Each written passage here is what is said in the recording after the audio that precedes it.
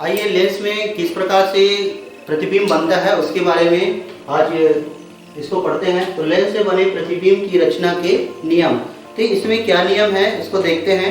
तो सबसे पहले नियम, इसको मैं अभी जो क्लास ले रहे थे उसमें मैं बता चुका हूँ, लेकिन आपको बताना आवश्यक है क्योंकि यह एक नियम है। तो चलिए देखते हैं इसमें नियम क्या है। तो पहला नियम देखते हैं। पहला नियम, जो प्रकाश केंद्र से होकर गुजरती है वो सीधी चली जाती है। ये मैं पहले बता चुका हूँ क्योंकि ये एक नियम के रूप में है। तो फिर से देख लीजिए, जो प्रकाश केंद्र से होकर गुजरती है वो बिना विचलन के, मतलब वो इधर उधर नहीं जाता, वो सीधी चली जाती है। ये पहला नियम है। तो फिर से एक बार, जो प्रकाश केंद्र से होकर गुजरती है वो बिना विचलन के या बिना मुड़े हुए वो सीधी चली जाती है। चलो चित्र के माध्यम से देखते हैं, या इसमें देख लीजिए जहां पर जाएगा ये पॉइंट में सीधा जा रही है, यहाँ से जो गुजरती है बीच से वो सीधी चली जाती है, इधर उधर मुड़ता नहीं है। और जो आजू बाजू वाला है वो मुड़कर एक जगह केंद्रित होता है, जबकि यहाँ से जो प्रकाश केंद्र से जो होकर गुजरती है वो सीधी चली जाती है। मान लो जाए ये प्रकाश केंद्र है, यहाँ से गुजरेगा तो वो सीधी जाएगी, इधर उधर विचलित नहीं होगा, यहाँ पास नहीं जाएगा। तो यहाँ से जो प्रकाश निकलेगा वो यहीं पर आएगा, ऐसे सीधी चली जाती है। तो चलो चित्र के माध्यम से भी इसको समझ लेते हैं। मान लो जाए ये एक लेंस है और ये प्रकाश केंद्र है। तो यहाँ प्रकाश केंद्र से यदि गुजरेगा प्रकाश तो वो सीधी चली जाती है, वो मुड़ती नहीं है, इस तरह से ऐसा नहीं मुड़ता।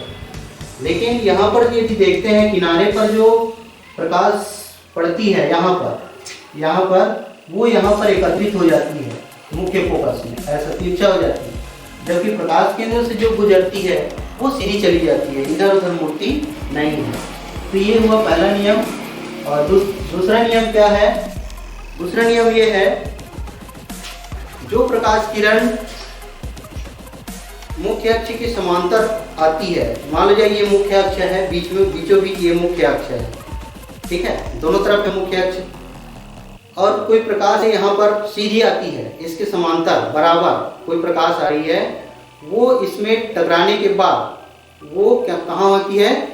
मुख्य फोकस से होकर गुजर जाती है। तो चलिए देखते हैं मुख्य फोकस, इसको बना लेते हैं। यहाँ से प्रकाश जा रही है, ऐसे जाएगा और यहाँ से ऐसे मुड़ जाएगा इस तरफ। तो कैसे होगा चित्र के माध्यम से देखते हैं। मान लो जाए ये कोई प्रकाश है, वो सीधी आ रही है और इसके किनारे पर टकराया, यहाँ पर टकराया ऊपर में, और ये तो मुख्य अक्ष हो गया बीचों बीच।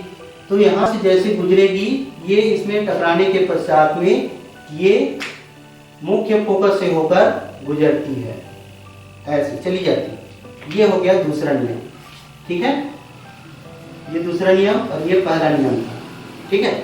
अब तीसरा नियम क्या होगा? तो तीसरा नियम एक और है, इसमें इसके जस्ट विपरीत है। जो प्रकाश किरण मुख्य फोकस से होकर गुजरती है, इसको उल्टा कर देते हैं। जो प्रकाश किरण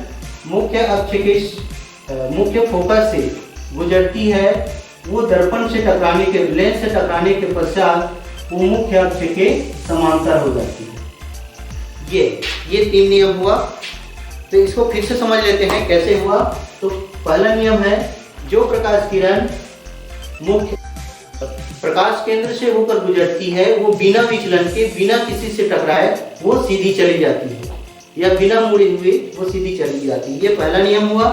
दूसरा नियम ये है, जो प्रकाश किरण मुख्य अक्ष की समांतर गुजरती है, आती है और लेंस से टकराने के पश्चात मुख्य फोकस से होकर गुजरती है।